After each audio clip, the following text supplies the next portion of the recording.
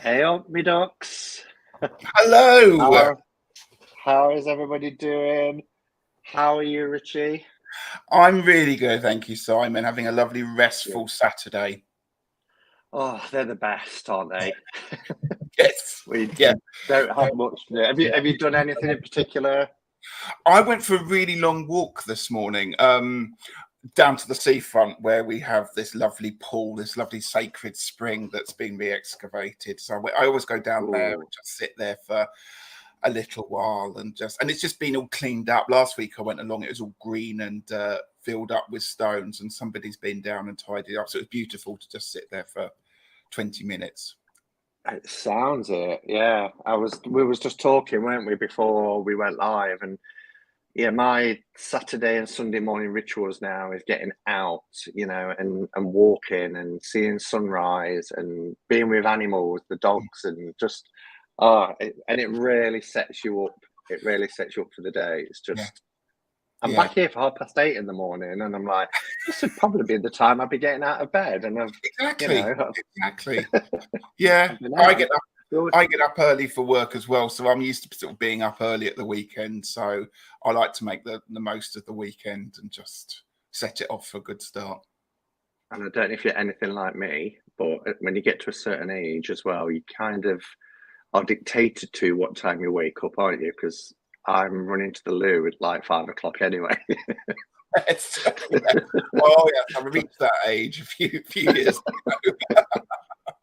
So it's like, well, I may as well get up now when I'm up. Yeah. Anyway, hello to everybody that's here. It's lovely to see so many people in the chat. I'll just quickly go through. So we've got Brian and we've got Ramon. Nice to see you, Ramon. We've got Orshi, Joanne, Sandra, Kim, Candy. Hello, Candy. Indira, and we've got Robin. Hello, Robin. And Ben. Hi, Ben. Anita, Kristen, Louise. How are you? Gerald's here. Hello, Gerald. Tortoiseshell Moon. The lovely Kay is here. Artisan and Oracles. Hello and welcome. Duckies. Hi, Duckies. Obviously local. And we have the Smowland. What, I've not seen you for ages. How the heck are you? It's lovely to see you. We've got B. Hello, B. And Tony, Phyllis, the lovely lady Al Camilla, and yeah, welcome everybody. So it's nice to have you here, and I'm really looking forward to having a catch up with Ritchie. I feel, because this is like what I always do is like an interview. Firstly, when you said, shall we do it? I was like, my first thought was, haven't we already done that? Oh. I And know. then I was like, how has that happened? And then I thought, well, I think it's because we've actually met each other, haven't we? Exactly. Yeah, You yeah, know, definitely. and spent what 3 days together at Yeah, Glastonbury. yeah. So whether it was that, but I was like, yeah, let's do this. And why haven't we done it before now? But Yeah. yeah, it's great to have you here in the cave. So Thank that was you. the first thing. And then I also thought, actually, I think you have been on probably because you was part of the quarantine, weren't That's you? right. When we were doing the Yeah, quarantine stream, remember. you and Chris Yeah. were kind of like backups for me when I wasn't able to make it. And I think we had like for the finale, the three of us were on That's right. together, Yeah. weren't we? Yeah. Yeah. So welcome back. Thank you very much. It's lovely to be here. So for everybody who might not be familiar with Ritchie, then his channel is in the description below. And if there is a moderator who would kindly put a link into the chat as well, that would be great. So just before I ask you about your channel, can we just start off with, and I suppose it's for people not in the UK, although you never know, but what's the inspiration behind the channel name Longman Tarot? Well, if anyone happens to know the Druid craft deck with the Two of Wands, there's a chalk figure on their hillside, and that's the Long Man of Wilmington. That's what this chalk drawing is called, and it's just 10 minutes drive for where I live on the south coast. Wow. And the figure kind of, when I was thinking about a channel name, I was like, what do I call, all the different thoughts. And it instantly came to me. And Longman, after Longman of Wilmington, the figure has always been around whilst I was growing up around here. It was on my school badge. It was the logo of my school.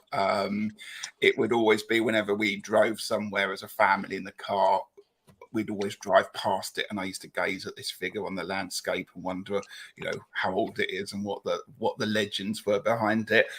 And also, there's a few places around here. There's a Longman Brewery. There's a Longman Morris group, and I just thought, I need to call it Longman. And then, of course, the reality kicked in after a while of thinking, was that the right name for a channel? Because it's not describing me and my height, so it's just a local thing, and it's the figure.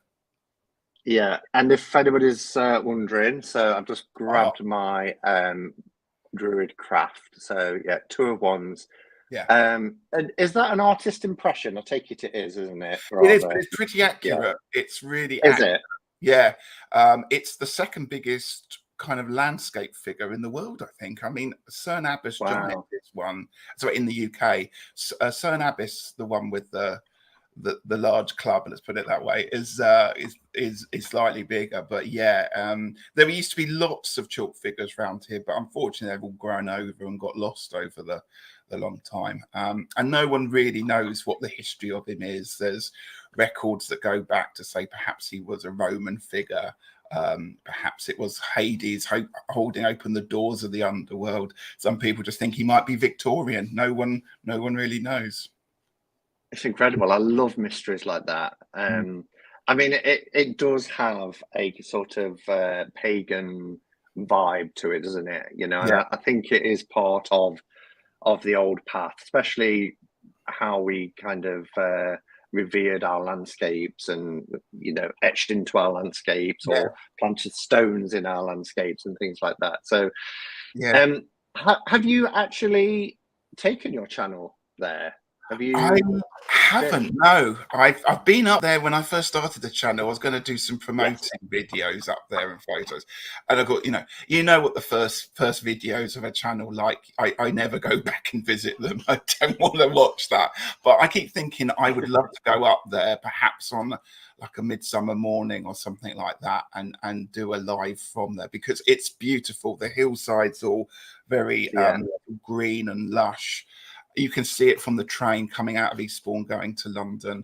There's lots of lovely villages around here. So it would be a really good idea. And it is a bit of a kind of UFO hotspot there, as well as other things, bits and pieces going on around there. So yes, there's a lot of exciting things going on. And I should do. Yes, that was in the back of my mind at some point. It would be amazing, and I would love it. I love outdoor vlogs, and when we go on walks. You did one quite recently, didn't you? Which was beautiful. I love it. It's and Candy's in chat, and Candy's somebody also likes to get outdoors and take us with her. But it would be great if you do it. I will do. I really will do. It's on my list of things to do. Yeah, that would be fantastic. There's something I was going to say as well that just popped into my mind when I was talking about taking it outdoors, because you also, I can remember a couple of years ago, well, probably not a couple of years ago, probably last year, you went live from, you do usually do a live around Mondays, Fridays, that sort of thing, Fridays in the main, but you did a live from the side of the Tor, not at the top of the Tor, but it was halfway up the hill, and the Tor in the background. And it was fab. It's something that sticks in my mind. It was a surprise. I wasn't sure whether it was going to work. Peter and I were off. It was my 50th birthday, and we decided we were going to go and visit Cornwall, and Glastonbury was obviously there. And I wasn't sure whether we'd be able to get the Wi-Fi or the signal to get it working. And I thought, I'm not going to promote this too much. I'm just going to say if it works, it's a surprise. So, but it was lovely, and it was a beautiful evening, and it was really exciting, absolutely exciting to do that. I can remember that there was the secrecy around it. I know you're saying if you can tune in, it'd be great. And I was thinking, I wonder what it's going to be. And I think actually it was Sandra who I was pottering about, and I think it was Sandra. Tell me if I'm wrong, Sandra. That messaged me saying, "Quick, Ritchie's live from the Glastonbury tour," and I was like, "What?" And rushed on to have a look. But yeah, they are special when we take people to places as well. It was fantastic. It was a lovely week as well, because that was the week I managed to go into Stonehenge and actually after hours go into the stone circle of Stonehenge, which is quite unusual to do. And just doing things like visiting Avebury and all those wonderful sites. It was just a lovely week. Beautiful. Yeah, and not only do you kind of create a travel vlog for yourself to look back on, because I often go look back at like places I've been. But I was talking to Sandra and her brother about it today. You know, the first time I went to Glastonbury, I went on the Glastonbury tour, I got quite emotional. And it was because there was a comment in there from somebody in the States who said, you know, I'm disabled. I struggle to even get outside my front door. I know I'll never be able to go to these places. So thank you for taking us along. And that had never really occurred to me before, you know, that actually we're creating windows, aren't we, into parts of the world that people might never get to. Yeah, so, absolutely. It's part of, and also if we have the enjoyment of going to these places, and that just comes through in the filming of it, and hopefully that passes on through as well. It's just nice to show people little pockets of our world, isn't it?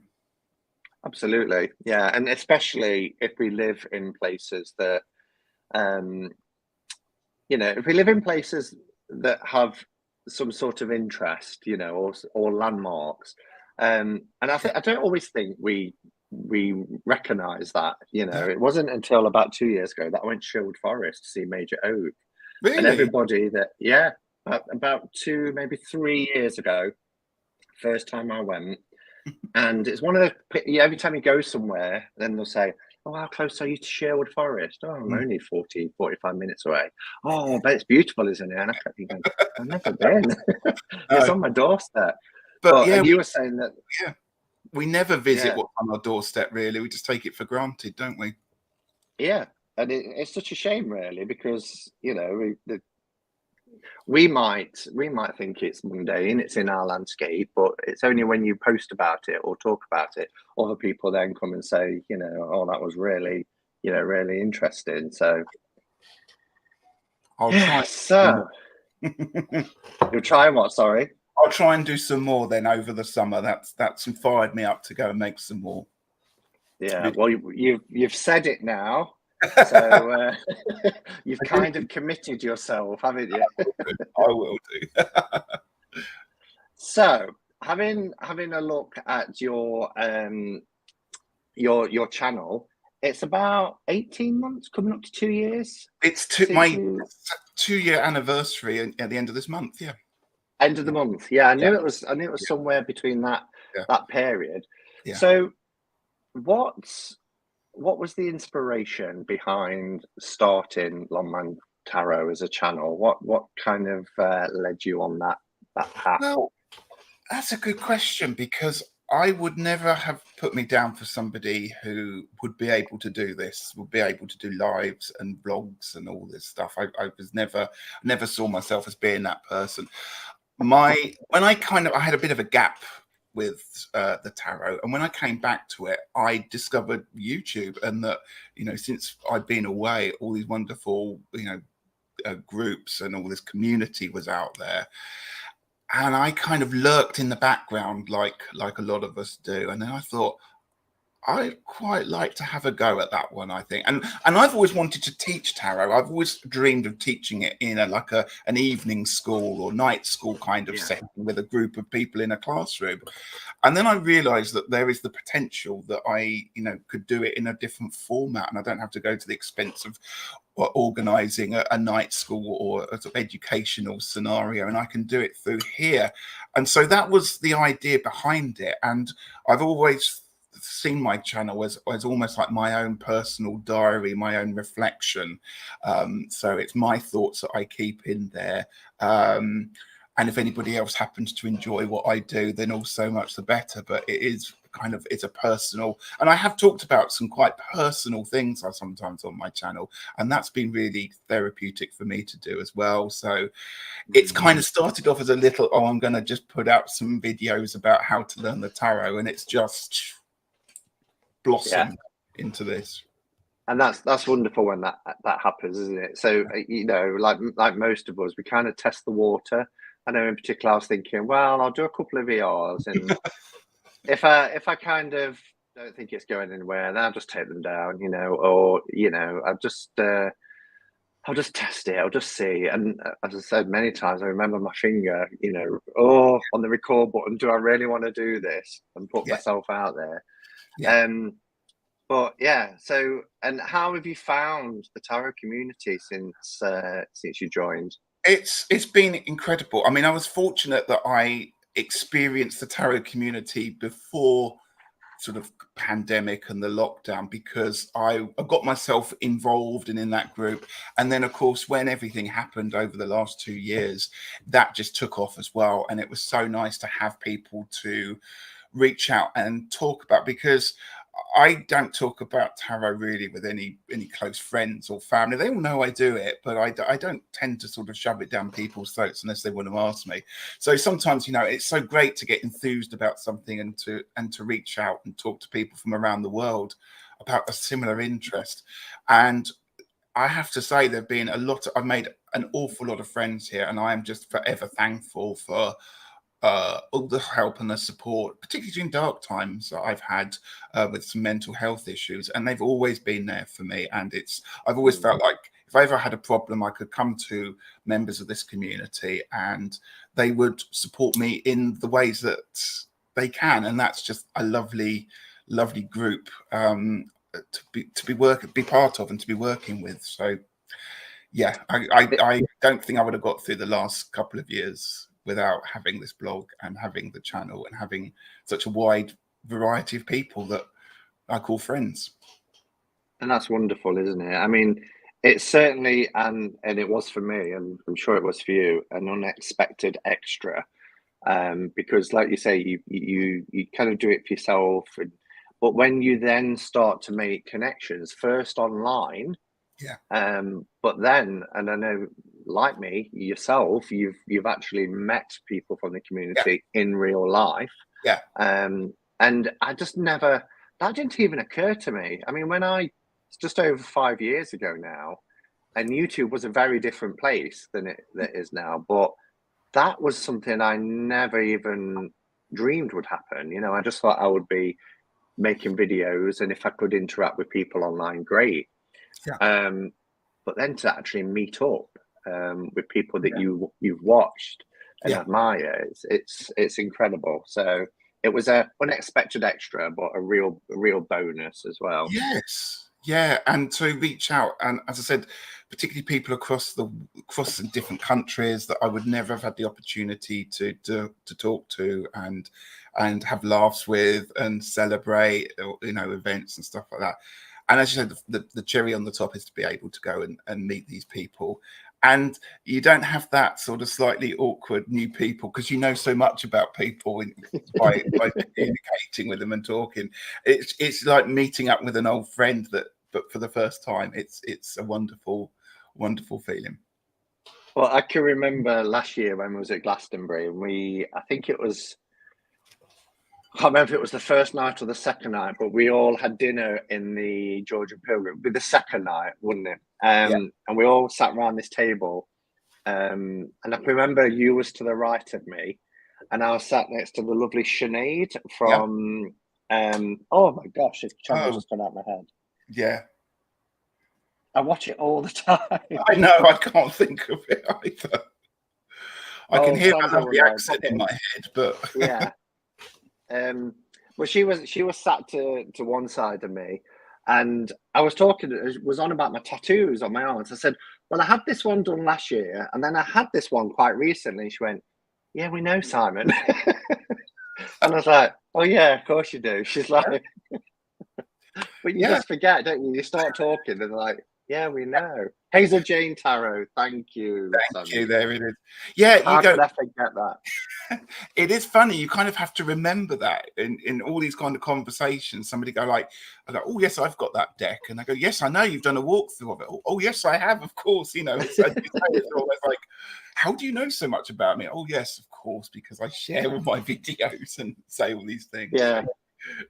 And the first night when you went live from your hotel room in Glastonbury, and me and Sandra was down in the street, go woo, waving up at the window. But when you came across, you know, Yeah. it's just like exactly what you said. There's no awkwardness No. because it's like we know each other anyway, you know, Yeah. through this kind of virtual world, don't we? So Yeah. so yeah, it's always we don't need icebreakers, put it that way. Just start talking about Just tarot go decks and straight in and whip a talk. couple out. Yeah. Yeah. Look what I've got. Yeah.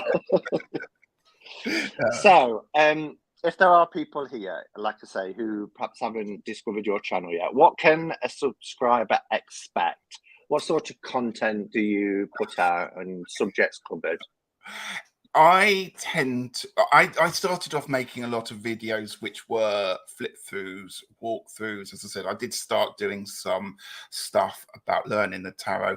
That was in the first year, and I've tended to park that because there are other people that are doing that kind of stuff much better than I am. So I decided I was going to go down the live, and I tend to do my live content now on a Friday evening in the UK, and that's when I get the opportunity to talk to people, to a bit like interview people, but just generally chat. And I like to think, particularly as it's a Friday evening for me, it's a bit of an unwinding session. And I tend to like, you know, it's a bit silly, it's a bit camp, it's a bit fun.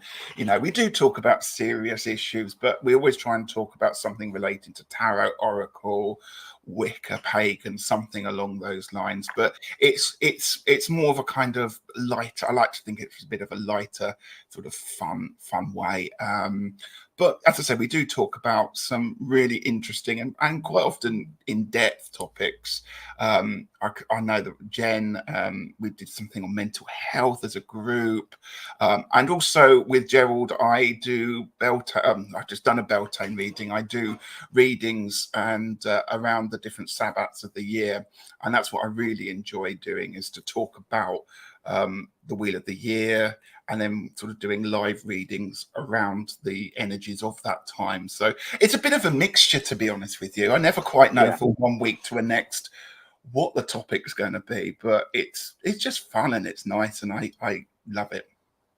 Absolutely, and that's what it's all about, isn't it? It's bringing joy, and you know, it doesn't have to be, you know, quite restrictive in what you do. It's great that you can just pop in and think, oh, I wonder what's going to be happening today. And also, you have the best Christmas decorations than anybody else on YouTube. Thank you. Yes, that was my pride and joy. But yes, you even had a countdown switch on last Christmas, didn't you? Ben from Beneficial Tarot, yeah, pressed the button and turned on my 1,000 special clever lights that did all sorts of weird and wonderful and beautiful things. So yeah, that the Christmas is a really special time for me, and I do like to go a little bit over the top on those ones. So yeah, that was fun. The strange thing about that was, though, I was so fixated on watching your live. There's about 10 minutes past, and I thought, I haven't got a clue what Ritchie's just been talking about. I've just been watching his lives. You know what? I sometimes don't know what I'm talking about most of the time, Simon. So, and as I said, I tend to take a bit of a lighter view. There's lots of people in this community that do know so much more about the tarot, and I just like to just talk about what I think from my perspective. And I'm not the most well-read tarot reader, but you know, it's what I enjoy doing, and I like to bring my intuition and my thoughts and my my back history to it. So things like the theatre comes into it quite a lot, and performances and things like that. Yeah, and that's what's great, and that's what's lovely about your channel. You know, I tend not to watch the ones that are really well read or kind of more academic. I'd rather, you know, just listen to people with what their experience and understanding of the tarot is. So yeah, It's nice to, and that's why we subscribe to so many channels, because everybody's got their own voice, haven't they, within the community? And that's what a joyous thing is, that if you're thinking about one thing to do with tarot or whatever, you can just literally put that in and find it. And I just noticed what Ben said. It was a pleasure to have you, Ben. You did it very, very well. True professional. Very professionally. I'll book you for next year, if that's okay, or this year, I should say. Yeah. So tell us a little bit about yourself then, Ritchie. Where did you grow up? And so was there any spiritual influences in your upbringing? No, I was born in Oakham, Rutland, Melton Mowbray area, which is in the middle, local to you. And then my family moved down to Eastbourne, where my dad decided to change his career and relocated us all. And so I just grew up in this area, and we never had as a family any kind of really spiritual kind of framework. It was always high days and holidays. We went to church and things like that, and we went for weddings and funerals and bits and pieces like that. And I actually did spend quite a lot of time sort of in my teenage years trying to think about religion and trying to work out what my calling was, if I had one. And there were certain times I desperately wanted to have a religion, and it never came. And I just kind of went along the ways, and I just kind of got on with life and didn't think too much about it. And then I got into, when I was 13 or 14, I found a book about tarot in our school library. And that's when I started to think about stuff and started to work with the tarot.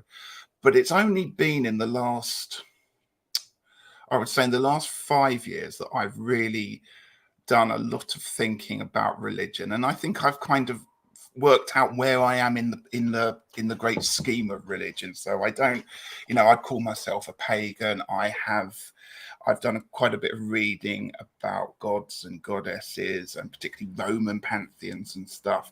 And at that point, I suddenly realized, well, if I'm going to start sort of believing and thinking about the ancient gods and goddesses, I kind of have to think about Jesus and all those religions as well. So actually, by finding that kind of pagan-y, Wiccan-y path that I've been thinking about, I've probably closer to Christianity than I've been ever in my life as well. So that's a little bit about my spiritual story, but I've dipped in and out of it as I've grown up. That was that.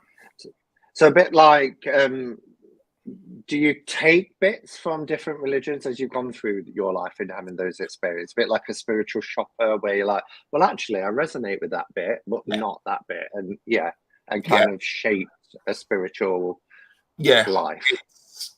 I tried to do Buddhism for a little while, and I really tried very, very hard, and I just found that it didn't quite gel with me. So I just thought, there's elements of this that I'd like to take. There's elements of the Christian following that I'd like to incorporate.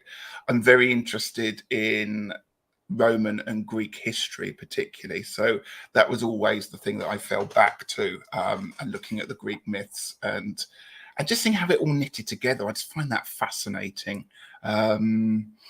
But at the moment, I'm very interested in Kanunos and some of those sort of more the Green Man and all that at the moment. And there's such a lot to explore within the old path, isn't there? All the, like you say, the gods and goddesses, but the sabbats and what they signify, and what god or goddesses linked to those sabbats, and it's just wonderful. And I've always had a spiritual appetite, and a bit like yourself, I've kind of gone through different things and tried different things, but I don't think I've ever felt as comfortable as I do now. Not being in a belief system with doctrines and dogmas and everything else that I've got to adhere to. It's quite freeing, isn't it? It is, and it was the starting to study and follow the Wheel of the Year that I started about 2 years ago, or probably just over under 2 years ago. That's when I really started to resonate with the rhythms of nature and the rhythm cycles of the year. And that's when it all started to just gel together, because I wasn't really fighting anything. I was just going with it, to be honest with you. And for the first time in my life, I wasn't up against trying to fight with electricity and unnatural lighting and getting up at weird times. And one of the things the pandemic lockdown did teach me, it gave me more time to go out and explore and be at one with nature. That's when I felt that my rhythms and everything, the systems in my body, were beginning to get realigned to all of that again. And so as soon as that started to reconnect, that's when I was able to then think about stuff that had either frightened me in the past, to do with perhaps, stuff like some Wicca parts I didn't quite understand, and all those things that I'd always been frightened of or a bit wary of in the past. I was a bit more open to reading and finding out about it. And it's been enlightening. It really has. Wonderful. And I'm glad you had that lockdown experience. For me, it was the opposite, because I lived in a city and you couldn't go more than 15 minutes. So there was a local park, but because I live above a shopping complex as well, which was closed, getting in and out was just horrendous. One time I stopped and I wasn't going to be let back in. I'm like, I live there, let me in. So I just used to go out once a week to do food shopping. So when I could get back outside in nature, it was just such a relief. So I'm glad you had that experience. Thank you. So where did you talked about the book in the library when you was young? Where did your love for tarot begin then? And what was your first encounter or your first deck? Right. So this was the book. This isn't actually the book, but it's the Alfred Douglas that there. And I mean, why my school would have this on its shelf, I have no idea. And it was I don't know if you remember the vivid green and orange cover to this one. And I just looked at it, and there was something about this book, and I would pick it up and read it and then secretly put it back on the shelf, almost like it was a massive secret and I didn't want anyone to find out about it, because I knew my parents would go, and my mother would go absolutely spare if she found me reading. Yeah, I don't think she would have done. And actually, I remember there was a point in my life I did do some readings for her. So actually, that was all just in my own head. But to me, and I've said this before, the only ideas I had about tarot was the James Bond Live and Let Die and the Tales of the Unexpected. This was basically selling your soul to the devil by picking this book up in my head. So naturally, I took it out of the library and made it under the bed covers late at night. And it was the images in there. And I just thought, this is really interesting. And of course, I had it in my head that from this, I would be able to predict my future. That was the whole point of learning the tarot, so that I could, work out who I was going to marry, how many children I was going to have, and what my career and path would be, and that would be great. And so I thought that's why I would do it. Of course, little did I know in those days that that's not how it works. But so once I read this, I thought, right, it's time to go and find a deck. And this was mid-80s. In Eastbourne, believe you me, Simon, there were no shops. It was the local WH Smith store that had a couple of tarot decks. And I picked up the J Swiss and bought that, brought it home. And of course, reading that one was nothing like this one, which is RWS based. And I was like, I kept going though. That was the whole thing. And the moment I picked this book up, I've just been fascinated with the tarot.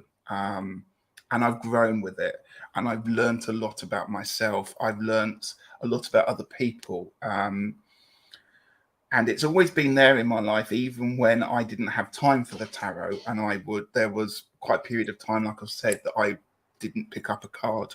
In fact, I gave away a lot of my cards that I had in my 20s and 30s. And then it was only 5 years ago that I went back to it again. And it was really refreshing, because by that point I had decided to relearn it and go with the intuitive method rather than learning everything verbatim from this.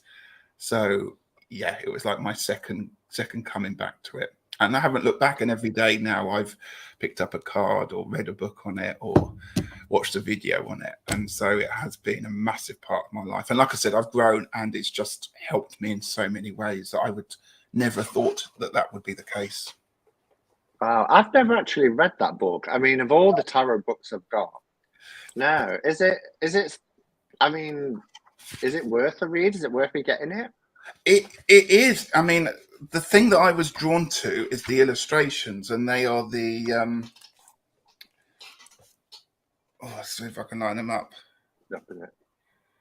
So there's the deck that I use. It's the I've forgotten the title of that one now. The Sheridan Douglas illustration, which was used, and it just fascinated me. And of course, it's a black and white illustration, so it wasn't until I got the deck last year that I realized just how beautifully colored the illustrations are, and it's now my favorite deck that I tend to use, and I've talked about it quite a lot in a life. But it's just a really nice kind of traditional book. I think it was published in the 70s, wasn't it?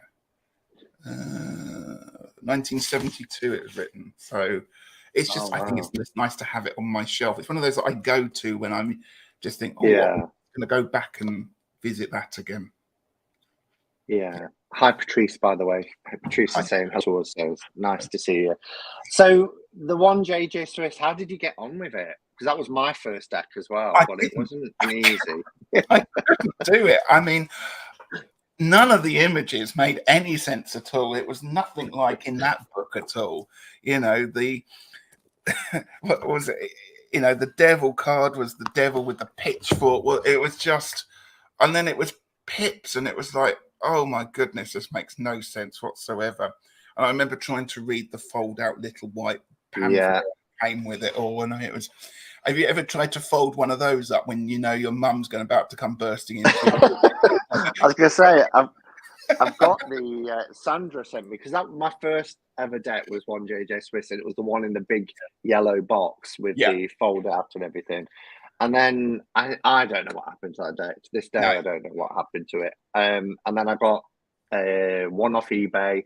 Sandra sent me that one, which was the original one. Then I managed to get the 1970 one, which I love. And then the most recent one, which is my favorite now, is the one that's on Made Playing Cards, the antique one. It's this one here, which is gorgeous. That takes me back. I haven't seen those images for a really long time. Tales of the Unexpected. There, it's right there, isn't it? That's why I probably picked it up, because that's the most familiar image that I had of the tarot from the opening titles of Tales of the Unexpected. Well, you mentioned the devil card, which also appears on, because of course they like to give you the scary cards, don't they, on shows like Tales of the Unexpected. Yeah. But it's such an iconic image. Yeah. Isn't it? And that weeping woman at the side of him. So, I mean, it's lovely. But I remember getting this deck back in 1987 and then just thinking, what on earth do I do with that? Okay, I'll take all these out, because there's no way I don't even know what that is. Yeah, I couldn't even count them. And I always remember I got, is that a sword? It doesn't look like a sword to me. It wasn't my idea of it. And it was like trying to crack the Da Vinci Code and failing miserably on that one. So it's a miracle I kept going, actually. And surprisingly, I never actually came to a Pixie deck, an RWS. I didn't get one of those for 10 years. I've always worked with either RWS clones. It's just amazing that just kind of completely went past me, and now it's the deck the system that I use the most, obviously, and I love it to pieces. Yeah, mine first one was 2008. So wash 21 years later, but I remember saying, oh, these images are so familiar. They're so familiar. And then my friend Jenny, who I've lived with 3 times back in our teenage years and stuff, we worked at this theme park. We flat shared. I had the one JJ Swiss, and she's like, I had the RWS. We used to do readings for each other. So I'm like, that's why the images are so familiar. There's me thinking it was some sort of Akashic kind of, it's all there. imprinted from the divine, plugging myself in, and but no, it's just 30 years of memories. That was all. This is the first proper deck that I started reading with, though. That's the Sacred Rose there. Oh yes, one there, and it's my soul deck. In fact, it's still got the sticker on. It's not. It was £9.15 back in 1989 or something like that. £9.15.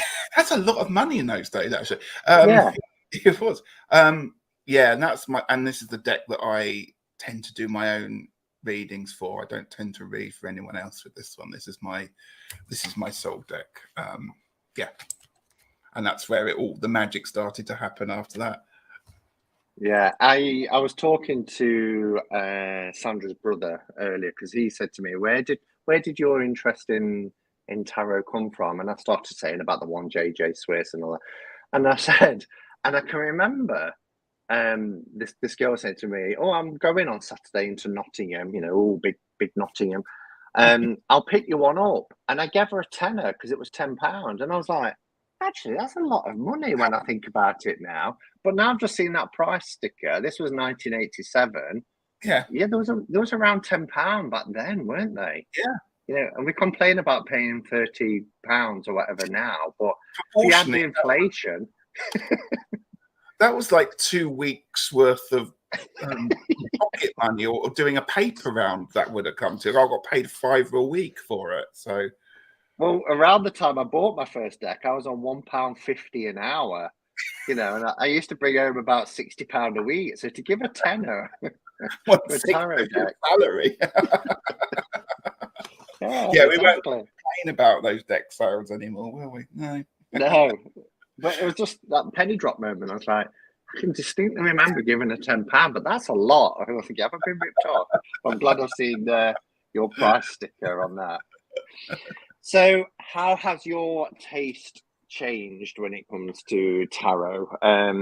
What does it look like now? Do you particularly go for any sort of genres or any particular systems that you prefer over another? I tend to go always RWS. It has to be RWS based. I am not a sort of fantasy kind of pink fluffy decks like that. I like mine quite not necessarily dark, but I kind of like the colors to be quite bright and yet have a bit of an edge to them. So a good example of that is I've got some here. My broken mirror tarot. Oh yes, I'll be showing that. I absolutely love this deck so much. It's just got a nice. It's very colourful, but it's got quite an edgy, quite an interesting. It's very glossy. This cardstock, it's linen, as you can see, but it's got those. It's just got something that's really. Oh, I've got to still got it around the wrong way. Really thought-provoking, and something that I can just see a lot in. I don't like to just look at a card and go, okay, that's that.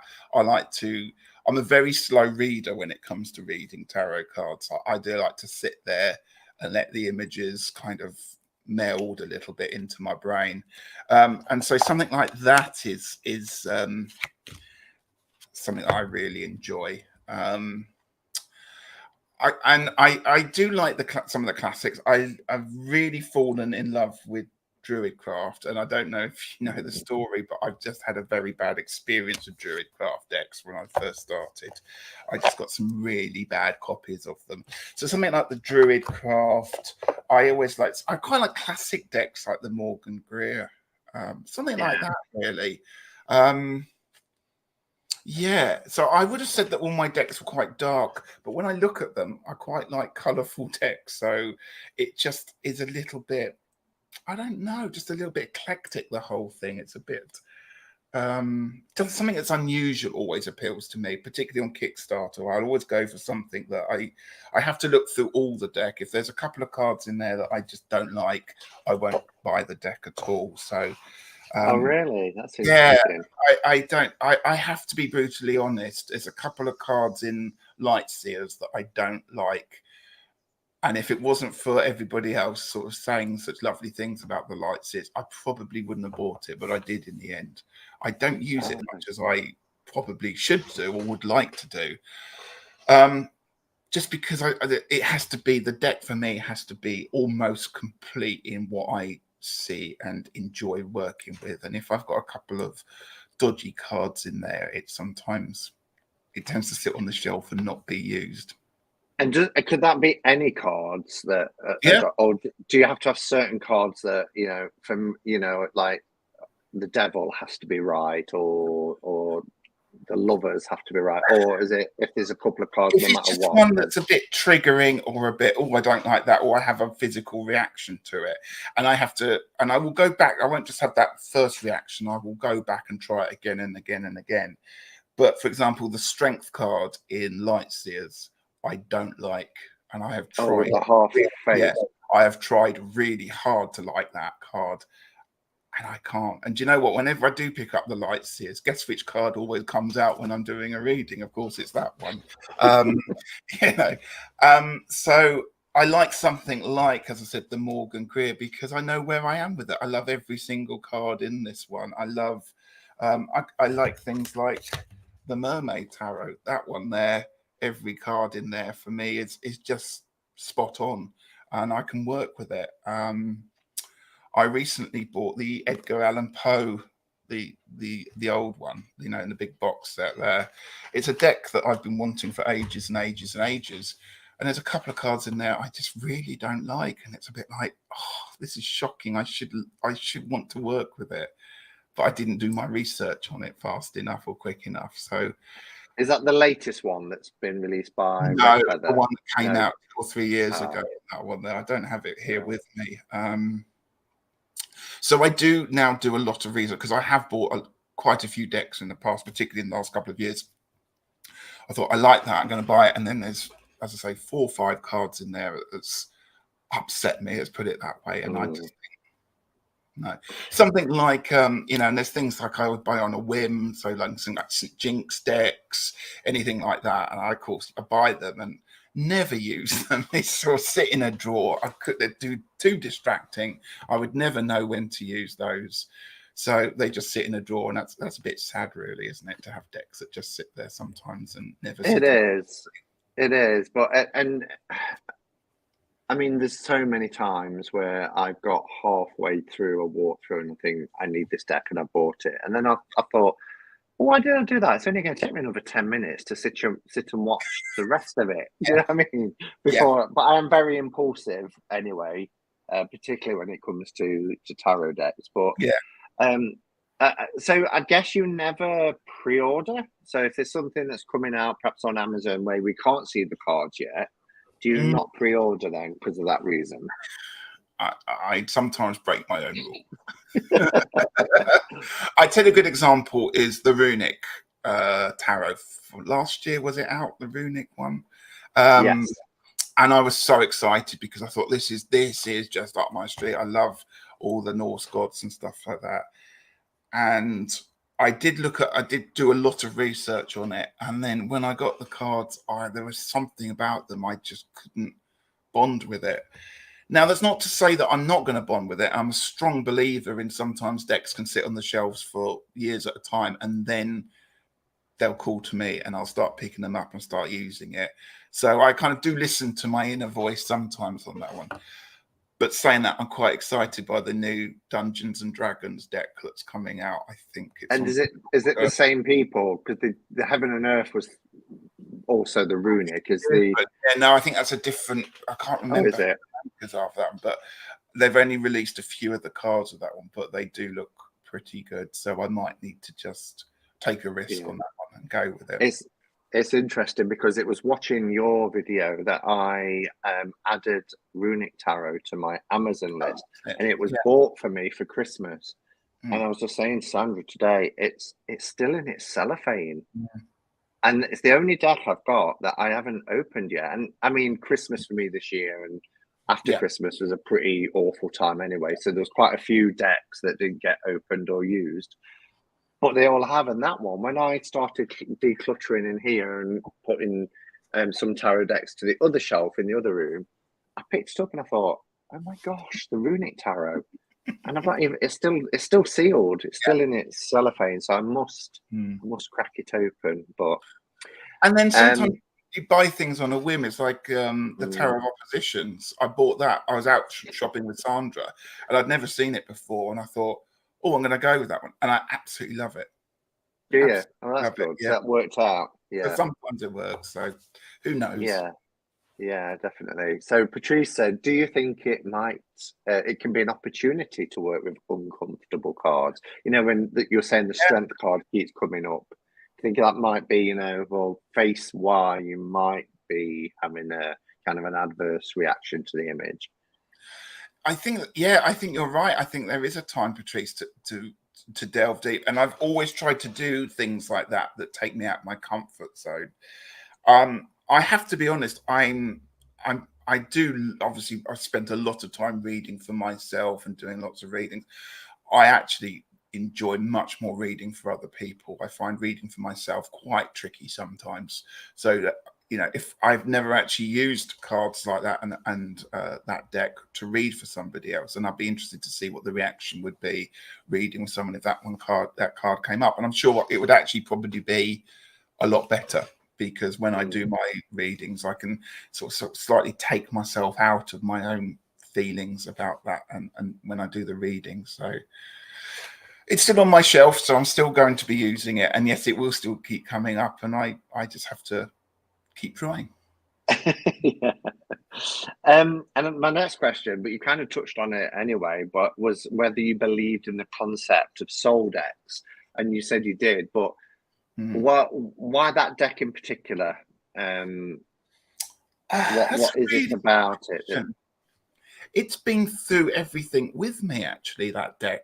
Like I said, it was the first deck I bought. It wasn't particularly easy to read with when I started off, but I never gave up on it. And I used to, when I used to go everywhere with me. I had two decks I took to university. It was the Sacred Rose and the Mythic Tarot. And my Mythic Tarot, I did a walkthrough of that. It is battered, I tell you. It is chipped. It's folded. You can tell it's been used. And those two decks together got me through when I moved away from home. It's when obviously I did a lot of soul searching.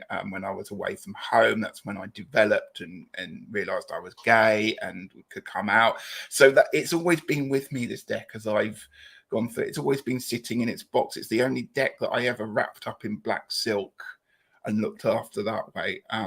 It meant something very special to me. And even now, when I get the deck out and I read with it, or even just look through it, I can still remember the day that I bought it, what the weather was like, who my friends were that I was with. So it's like a little time capsule for me as it's following the path.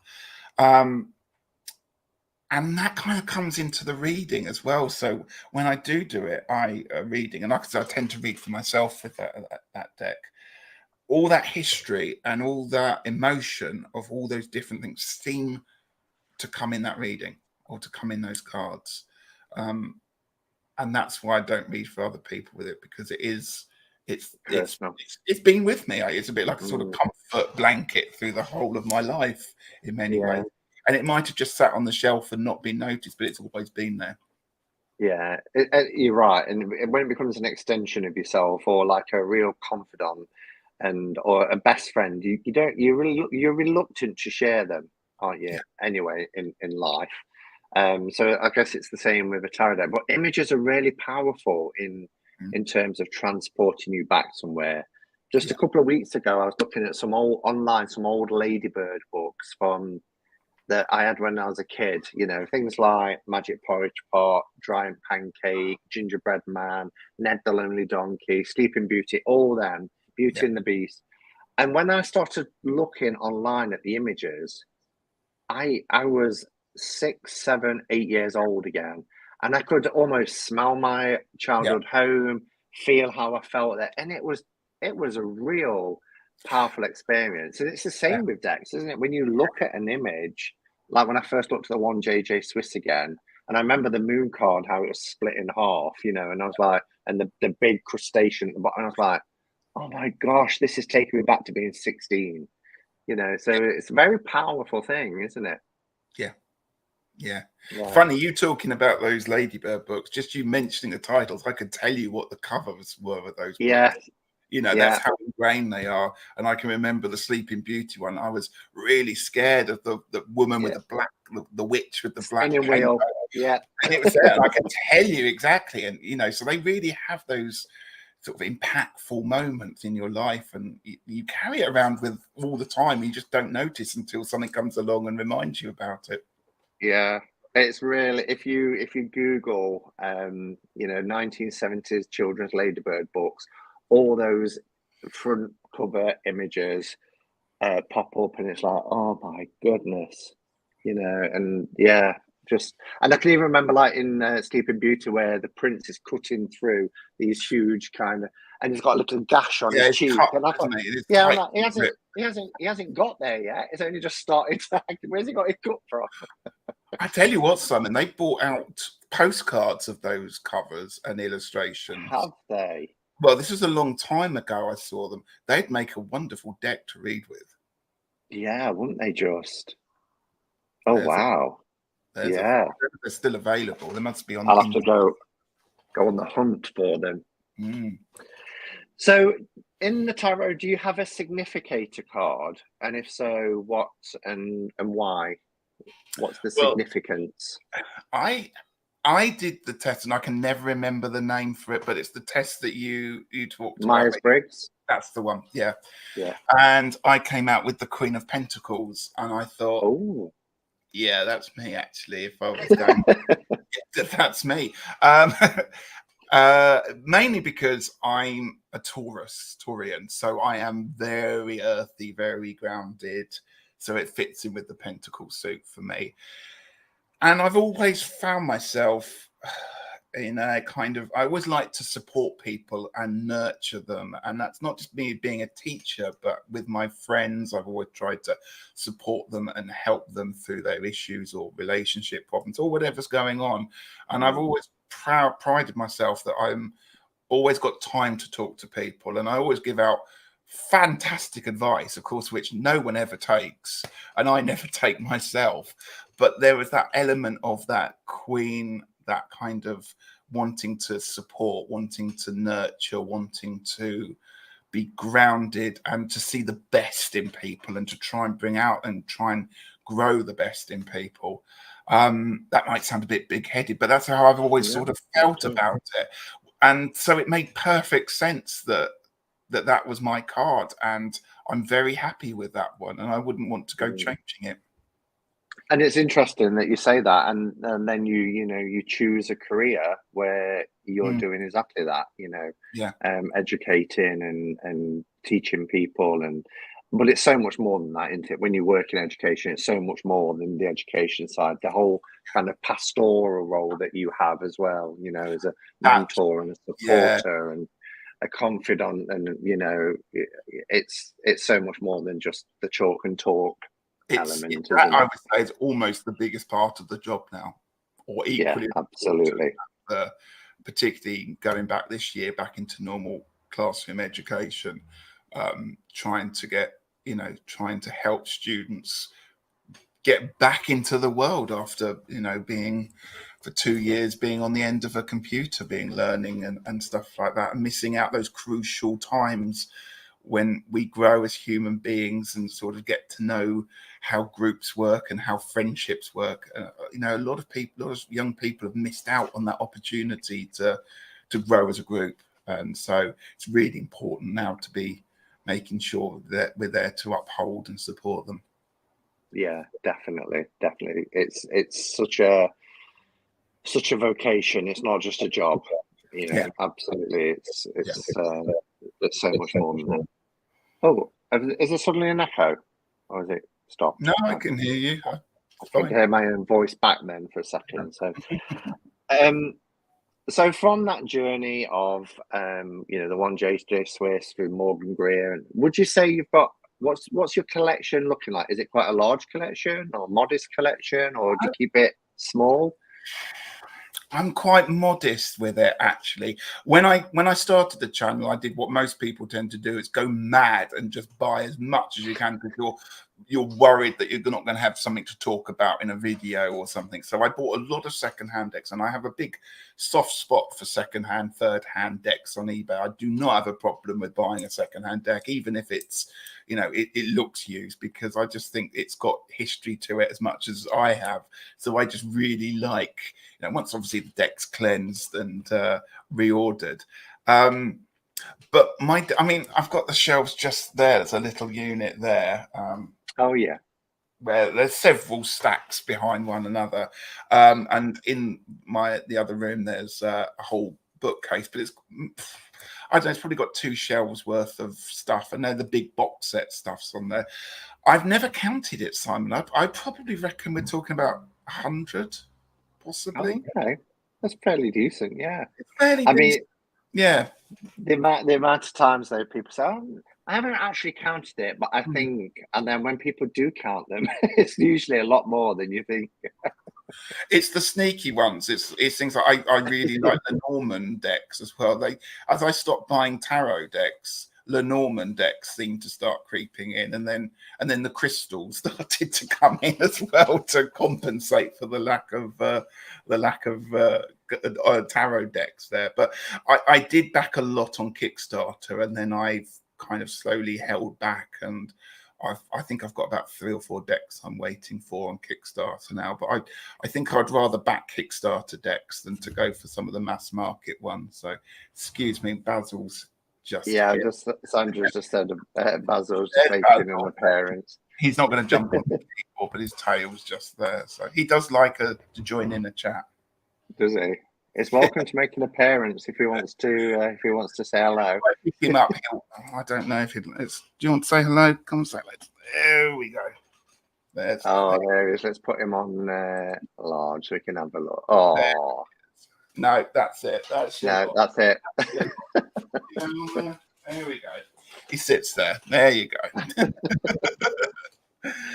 So what's your unicorn deck? And I don't mean unicorn deck, but what's that elusive deck that you would love? What's right at the top of your wish list at the moment, but it seems a little bit unobtainable?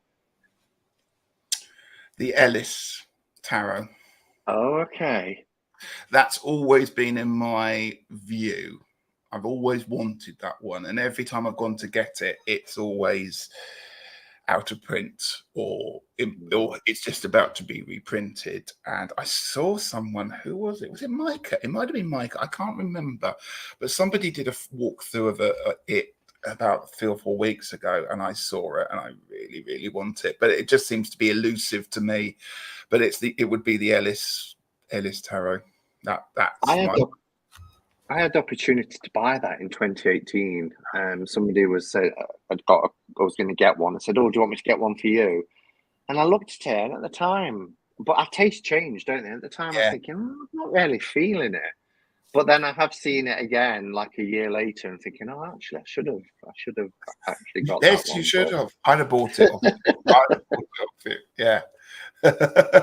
Sandra's got the 4th edition. I know there was quite a few editions. I think it was the 3rd edition when I first saw it, which would have been around 2018, I think.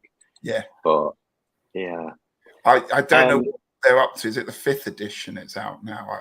I've lost track of it, but occasionally I see it being. And I just thought, yeah. Well, you never know. If a deck's meant to be yours, it will come into your life. So how do you work with the tarot, Ritchie? Do you use it for divination? Do you use it for self-development, a bit of both, or introspection? Oh, that's a tough one, because I don't know. I mean, I pull cards daily, and I tend to do them more of a kind of universal kind of feel rather than for me personally. But I've realized that it's actually more about my personal day, and I do a card in the evening for the next day, and then I like to reflect on that one, and I post those on my Instagram with an interpretation around it. I only tend to do sort of readings for myself when I really feel like I want to do one. I'm not one of these people that would possibly be reading every day. I certainly, on special occasions, especially Sabbats, I would do that. But as I said, we haven't had a chance to really meet up with people and do readings for them. But I would be very happy to sort of set my stall out on a beach one day and sit there and do readings for people. And I would prefer to do it that way rather than reading for myself. I just get more out of reading for other people and talking through ideas. But I kind of see it as how can I describe? I used to think that it was all about interpreting the future, but I think it's about the options that are open to you at that moment, or it's a way of putting a searchlight into areas that you may not realize are there, and opportunities that you may not have thought about, or perhaps highlighting something about a decision that is the right decision to make. So does that answer the question, Simon? Because Yeah, it does. It does. But I guess what the question is also leading to is, if you do read it to predict the future, or you want to read for others to, kind of give them a glimpse at their future, have you ever considered perhaps how the tarot works? Because I could sit and have my mind blown sometimes when I think back to predictive readings that I've had. Yeah. And how scarily accurate they were. And I'm thinking, well, that just changes my concept about the future not being set and things Yes. like that. So have you considered that, or given it No, any I thought? have. It's something that's always probably ticking away in the back of my mind, but I never actually address it. And I do think about this, and quite often I'll pull cards that the same card will be with me for 2 or 3 days on a daily pull, or it will keep coming back to me, or I'll have a collection of cards that seem to, I'm not going to use the word stalk, but do that. And I'm like, well, there's got to be something more to it than just the probability of 78 cards or whatever. And so my mathematical brain starts to try work in there, and then I have to override that. And I'm always trying to balance up what's going on here. And I don't know the answer to it, but I just know that it works. And so therefore, that's what makes for me even more exciting and more entertaining. Yeah. And, there's a lot of things in this world I don't know how they work, and so I kind of think, well, maybe that's enough not knowing and just having faith in something. I switch a light on. Yes, I could read up and study about how it works, but I don't. I just trust that when I click that switch, it's gonna light the room. So, but for me, the future isn't set. No. That's one thing I do believe. The future isn't set, because I believe in choice and free agency and everything else. But I do kind of believe there's a blueprint, but every decision we make, every thought that leads to a decision that leads to an action takes us down different routes. And therefore, we can only, we can only be responsible for ourselves and our actions, can't we? But the tarot can give us warnings and give us signs, or based on our current life state. Exactly. I think it's that, as you said, it's about that choice, and at that snapshot of then or now. It's that you could, you have the choice. We have the choice to listen to this or do something completely different. And that's what, as human beings, free will is about, isn't it? And having that ability to choose what we do with the information. The hardest thing is to sometimes just do a reading and ignore it. And that's why I started on Facebook, my Tried Spread Revisited, the idea of having a reading that we go back and keep thinking and keep trying, rather than just, I'm going to take a photo of that and it will get filed away and I'll never think about it again. So I'm very interested in revisiting spreads, and to try and well, just in how we understand the tarot, you know, you might be that you've pulled the Tower card one day and you haven't had that disastrous day that you were expecting because of it. But therefore, how has that Tower card influenced your day? And actually, has that influence been the thing that stopped you making that big mistake that could have made the whole, the bomb go off, so to speak? So. Yeah, and I've learned to listen now because, you know, back 4 odd years ago, when I had a reading from someone and the Tower card came up, I knew exactly what it was getting at, but I thought I knew better. And I thought, well, it's a warning. I'm going to do things differently anyway, you know. And I kind of still went into that situation, and it was ended up being a very Tower situation that could have been avoided. So now, you know, I see it and I think, okay, you know, I've got a choice here. I either ignore it or I prepare for this, you know. Yeah. And being prepared is you know half of the battle, isn't it? Forearmed, isn't it? Yes. So my next question is actually aligned because I was going to ask if you use or combine any other spiritual tools and divination tools. And the lovely Anne said, Ritchie, do you read Lenormand alongside your tarot cards, which are quite aligned, really? Ooh, I very rarely I will combine. I tend to combine tarot and oracle cards more together. For me, Lenormand is, how can I put this? It's so direct. It's almost like not the opposite of tarot, because obviously they're very, very similar. But with the tarot, you get that chance to go in depth. You get that chance to, you know, work with it and have lovely intuitive feelings. With the Lenormand, it slaps you around the face and go, yes, this is the answer. This is what you wanted. So for me, the two systems in many ways would work together brilliantly, but I do tend to keep those separate. I have tried to use pendulums before and I've never had any real success with that one. Saying that, I've got a pair of dowsing rods that a couple of weeks ago, I had a big lump of, what was it? Labradorite. It was a crystal, whatever, on my shelf in my bedroom. And it fell off in the middle of the night and it made this terrific clonk as it hit the floor. So it wasn't a small thing. Well, do you know what? For 2 days, I couldn't find this thing. It wasn't on the floor.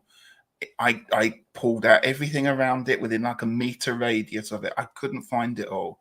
I just thought, this thing's disappeared into a black hole. And I just thought, do you know what? I'm going to get these dowsing rods out. And I dowsed it, and it was exactly where it was. And it was about 2 meters. It somehow rolled, and it was 2 meters under our bed, our big, you know, our huge bed. And it was only the dowsing rods when I held it that crossed over, literally over the bed, telling me that that's where it was. And it was like, I need to get these dowsing rods out and do a bit more dowsing with these one. This is brilliant. I'm loving it. So things like that intrigue me. Yeah. So I just thought, okay, perhaps pendulums aren't for me, but dowsing rods may well be the way forward on that one. So I love oracle decks. I'm growing to love oracle decks more and more, and I seem to be collecting more and more oracle decks, although I'm very cautious of the oracle decks that I buy because I realize I could buy too many of them and not use them. So I'm very selective in some of the in keeping the oracle cards kind of contained and not going too mad on those ones. And I saw a video the other day, Hearthwitch, who was talking about tea leaf reading. Oh. And that really got me interested. So I might have to go have a little think about that one. Yeah. Yeah. I better dabble into some TV reading. Cool. Yeah. Are you much of a book reader?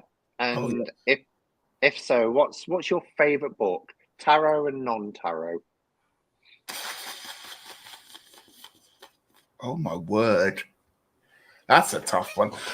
Oh, tarot. Oh, okay. Can I think about that for a second? I'm going to have to think. Yeah. Let me think about my books. Oh, I love books, and I cannot throw them away. I have to say, what am I reading at the moment?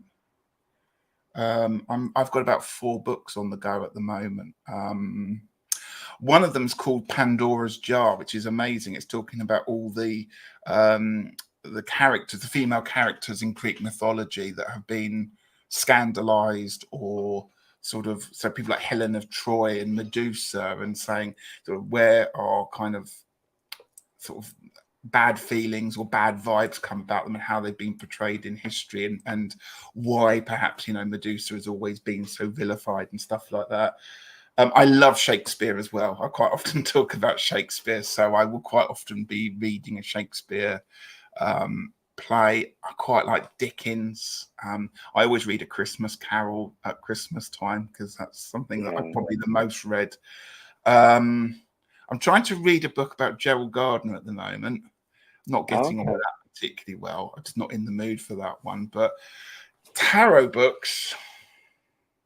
So, just before you mention tarot books, is there a book that you feel has like really changed your life? That is like, that book is amazing. You know, it's my desert island book, and it's had such an impact on me. I don't know. There are probably some. I'd have to think about that one and get back to you on that one. That's all right. I tell you what, I have been reading recently, and I know you. I actually, it was you that introduced me to the Matt Haig comfort book. Yes, that's that. I have that next to my bed actually, Yeah. and I love it, because I'll just get in, and I'll just.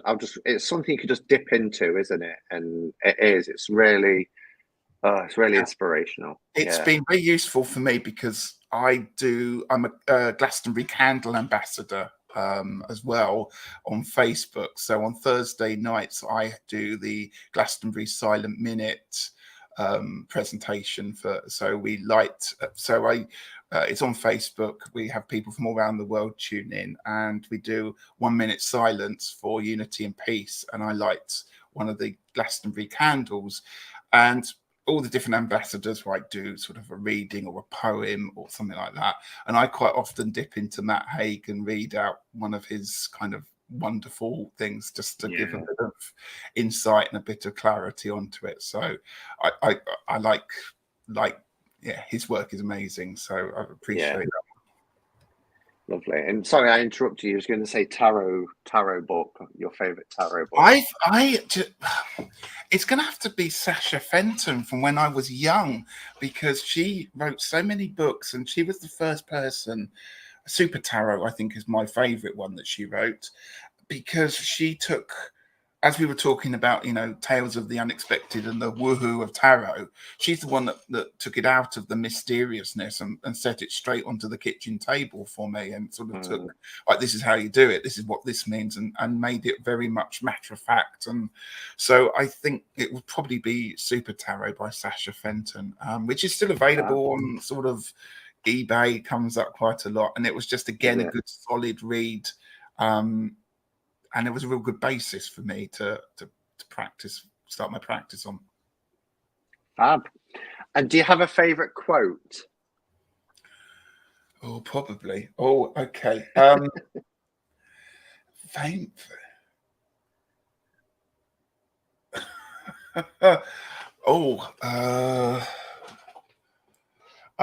tell you what, it was one that I used, I think. Do you remember during the programs that you did during the pandemic? And yes, I know what you're going to say, and it's cool. Yeah, and we had to do that. And it's many a mickle makes a muckle. Love that. It's really fun to say, but actually it's very true. Lots of little pieces come together to make a big thing. And however, you know, any little thing that you do, particularly when there were times when I really didn't feel like doing stuff, there were times I didn't want to get out of bed, just the slightest thing that you can do to make your day positive all adds up, and it all starts to help with the healing process and the pieces that goes on with that. So although it sounds quite silly, I think actually there's quite a lot of deepness to that one, and it's got me through a few difficult times. Yeah, no, it's good to remember. And when you said, I thought, I know what he's going to say here, but if I jump in, I'll get it the wrong way around. Okay, so we are already at 20 past. Time is just flying. So these are like my big three that I like to kind of finish with. So if you could go back to your 16-year-old self, knowing everything that you know now, what would you say? Oh, I would say there are times you're going to doubt yourself. There are times you're going to hate yourself. There are times you're going to do things that you'll think are going to break people's hearts, but do them anyway because you have to be true to yourself. Wonderful. Brilliant. And what has the tarot taught you most about yourself?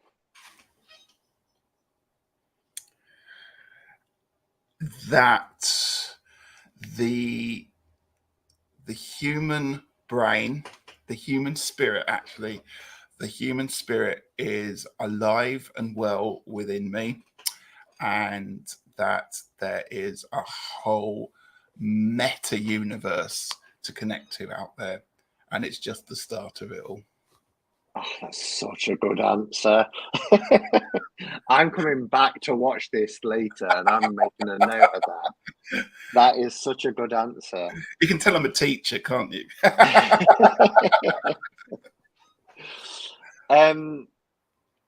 The dinner party, 3 guests. So 1 guest of honor and 2 other guests, dead or alive. Who would you invite? Oh, okay. So say again, 1 alive, 1 dead. No, so 1 guest of honor. So who's the most important person? 2 others, but they can all be either dead or alive. So 3 guests. I would have to have William Shakespeare there because I'd love to ask him lots of questions about what the hell was all that about, or where are the missing plays and what were they all about and stuff like that. I would like to have.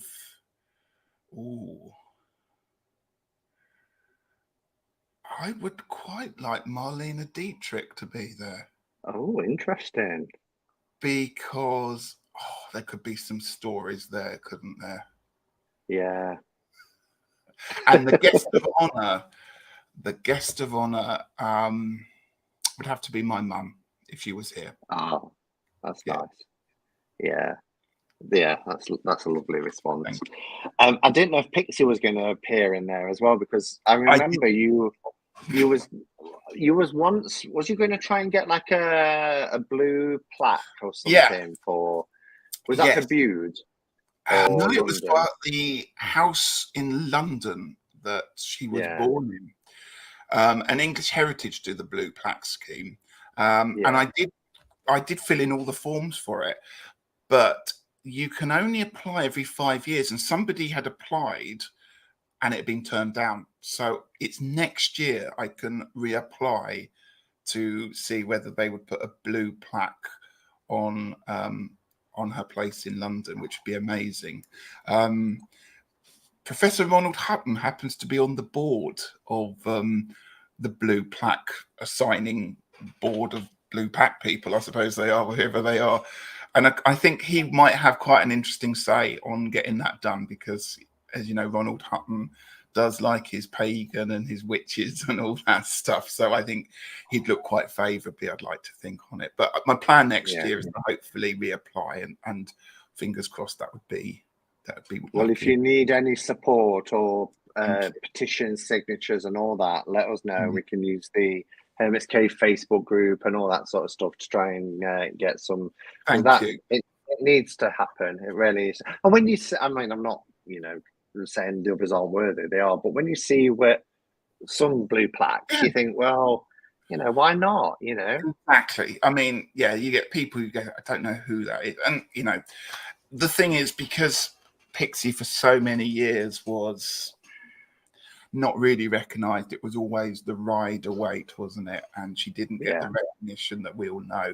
It would be really nice to try and do something to readdress that. And I agree.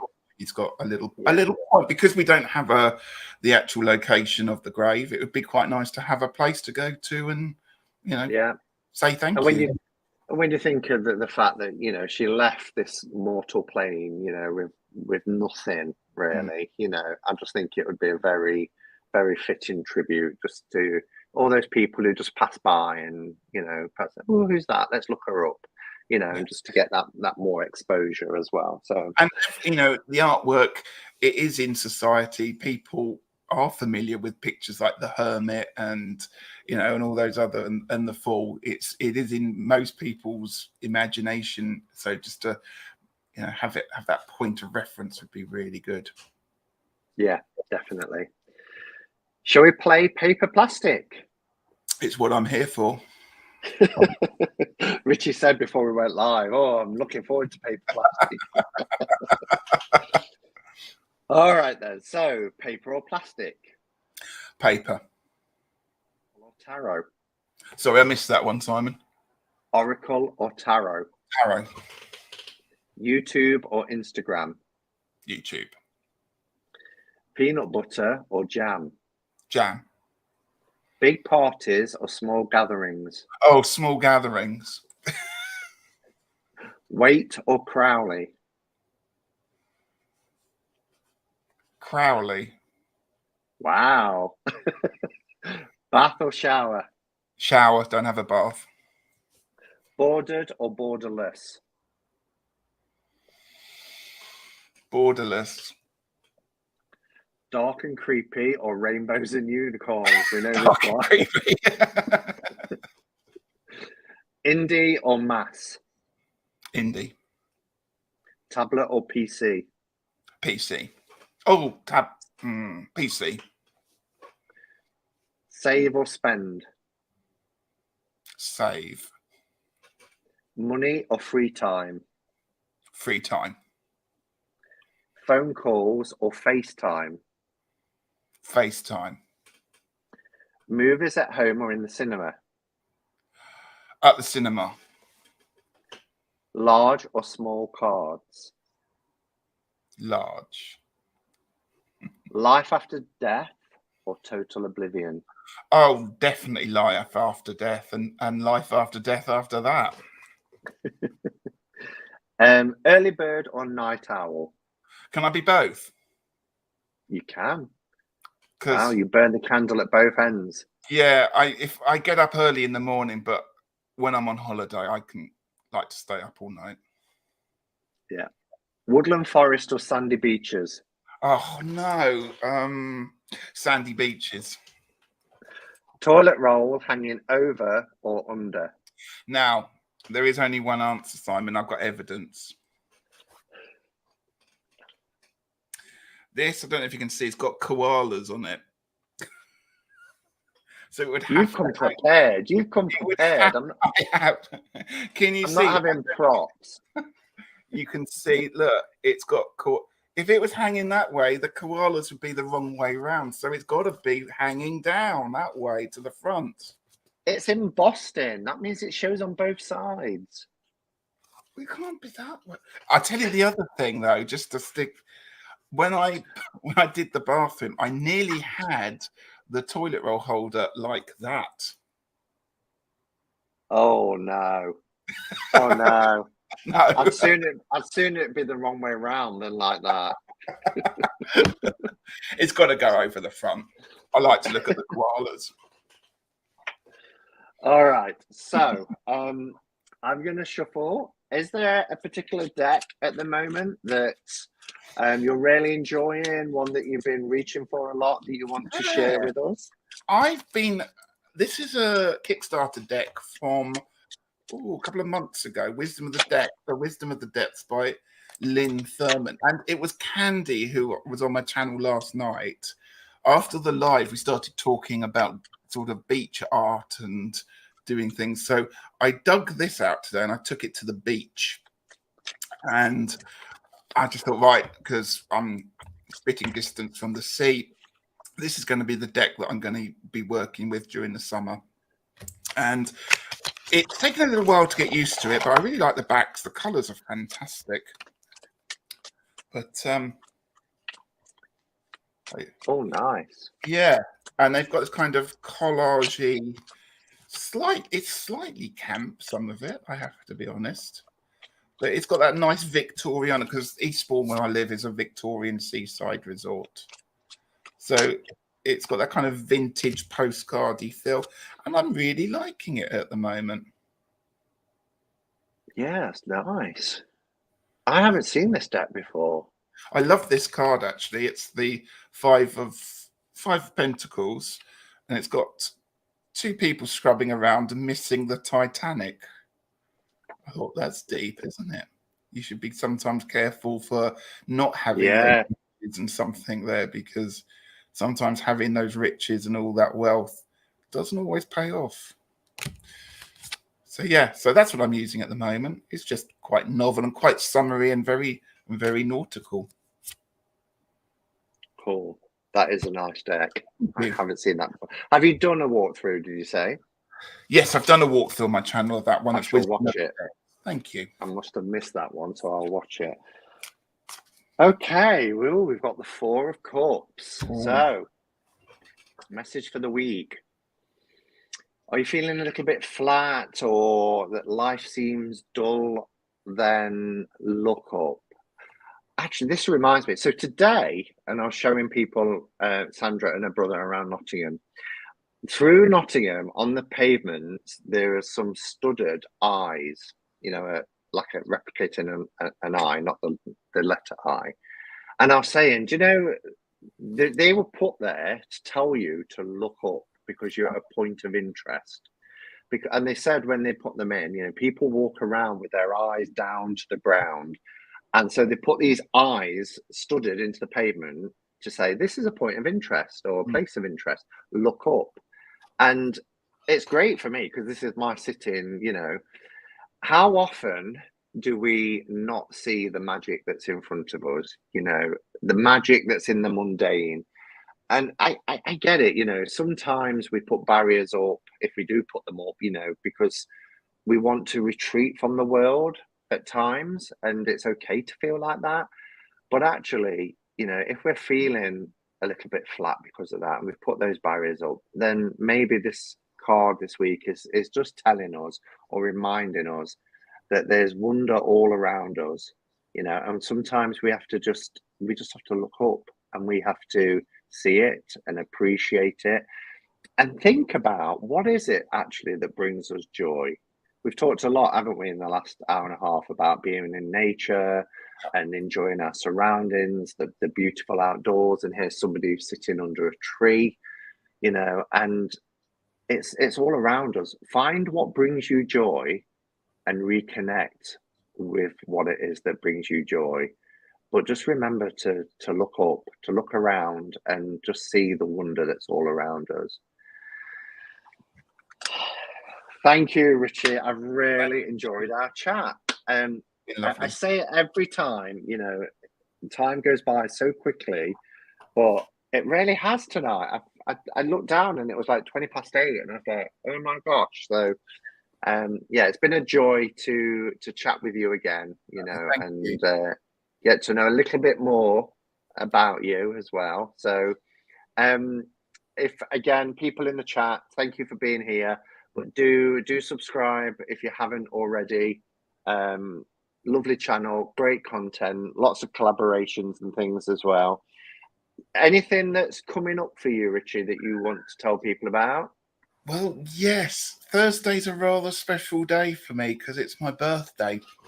Oh, I know. And so I am having a bit of a birthday celebration on Friday, not on my channel, but Gerald is kindly going to host, I believe. So we're having a bit of a birthday bash on next Friday. Look out for adverts and things, I'm sure, in Facebook and YouTube over on Gerald's channel there. So that's going to be fun. And of course, it's Eurovision week this week as well. So that's exciting. I've got lots of parties and wine and drinking and stuff to be doing. So yeah, it's going to be a great week, everybody. Yeah, and you also said you've got a channel birthday coming up as well. So it is at the end of the month. Yeah, lovely. Anything planned for that?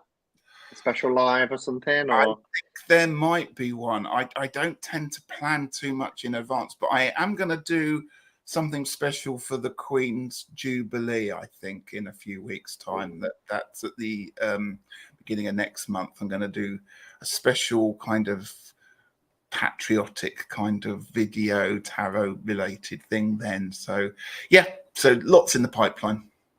Will there be bunting? Okay, I can do that. And scones, jam and cream, definitely. Yeah. Coronation chicken sandwiches. Yes, I love coronation chicken. I do. All right. Well, thank you again, Ritchie, for joining me. Do stay on, and I'll just have a few words with you at the end before you get off. Thank you, everybody, for being here. Have a fantastic week. Remember to look up. Keep looking up and find the magic in the mundane, the wonder that's around you. And until next time, go in peace. Namaste and blessed be.